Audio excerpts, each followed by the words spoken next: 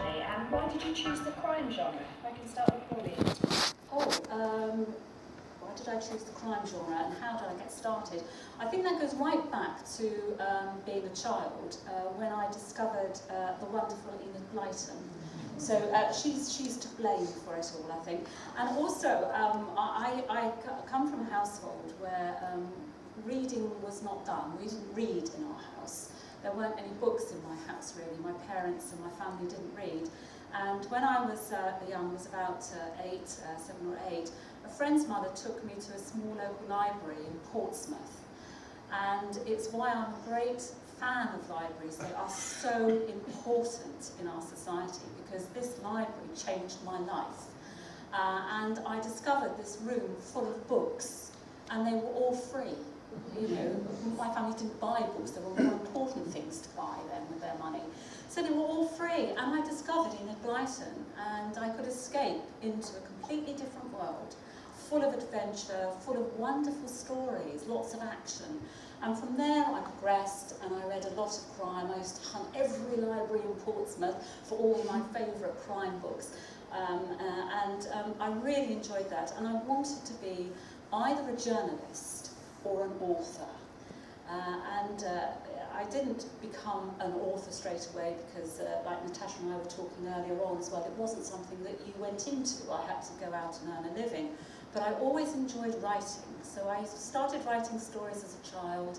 I continued writing. I ended up in marketing and PR, writing for a living, which was great. But I'd always had that burning ambition to write fiction and to write a crime novel. And I tried several different genres before I actually started writing crime. No idea why I tried other genres, but I think it was an apprenticeship. It was just finding my style, finding what I wanted to write. I'm an avid crime fiction reader. I like crime fiction, I like thrillers. I like novels where something happens. I like a lot of action, and I like a puzzle to solve. I like a mystery.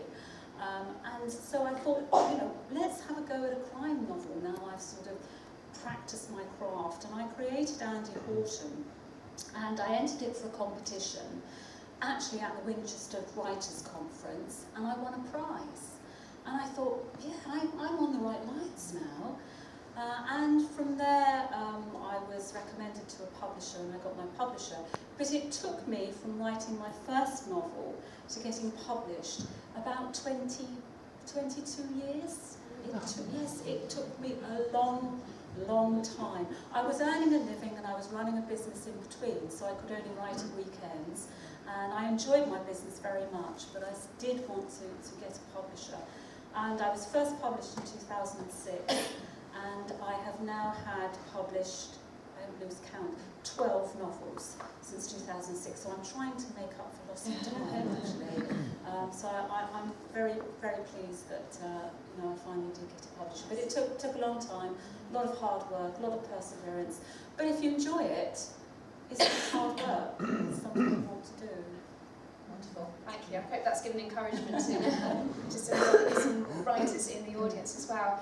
Now, Natasha, we want to be barrister. Yes, exactly. Can you tell us a bit about your writing career?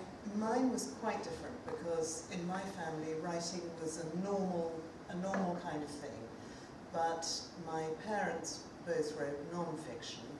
My mother, they were both very clever. My mother got a first at Oxford in the days when not very many women went to university at all. And she disapproved of fiction. She once said to me, she is the kind of woman who reads novels in the morning. As though she's the kind of woman who sells herself on the street. But because I'm dyslexic and I didn't pass exams and all the rest of it, I was allowed not to be a civil servant, not to be a non-fiction writer. And I found my way quite by chance into publishing. And that taught me that writers are not special people. I'd always thought that novelists are great artists and Dostoevsky and all the rest of it. But when you're working with them every day, you realise, as somebody put it, they're just like us, only more so. So my old ambitions came up, and I fell out with my last boss. I was the editorial director, he was the owner of the business, and he told me I didn't need a secretary. Well, the amount of paperwork in those days in publishing was enormous, and if I hadn't had a secretary, I wouldn't be able to do anything. So I left crossly and thought, well, I'm going to try and write the novel. And I was extremely lucky. I'd had to do some work on the great Victorian history of the first Afghan war from 1839 to 42, when, just as in this last Afghan war, we had to leave having achieved more or less nothing, except a lot of people dead. And I thought this story was extraordinary. There were a lot of women on the retreat, women and children. They had to march 90 miles from Kabul back to what was then British India, through the snow in winter, crossing the river 90 times. They were almost all killed. 36 were taken hostage and returned to England a year later, but I slightly changed it, and I had my heroine and her family leaving the retreat, and they got back a different way. And I was very, very lucky. My first agent asked if she could recommend me, if she could represent me, and she auctioned the novel both in New York and in London. And I made as much from that as I'd made in 10 years as an editor. As a friend of mine said at the time, you know, this will never happen again. And he was absolutely right, it never has. But it set me up, and coming from my really academic family, I'd always assumed I never really do anything. And this, we were talking earlier, money does not equal value. It really, really doesn't. But my goodness, it gives you confidence. And I had new drains, I set up a shed, redid the roof, and I felt set up as a grown-up. And that set me off. But I stopped wanting to write historical novels because it seemed to me that in those, your women characters had to be focused on would they get married or not. And I began to be much, much more interested in what happens after reader I married him. And that's crime.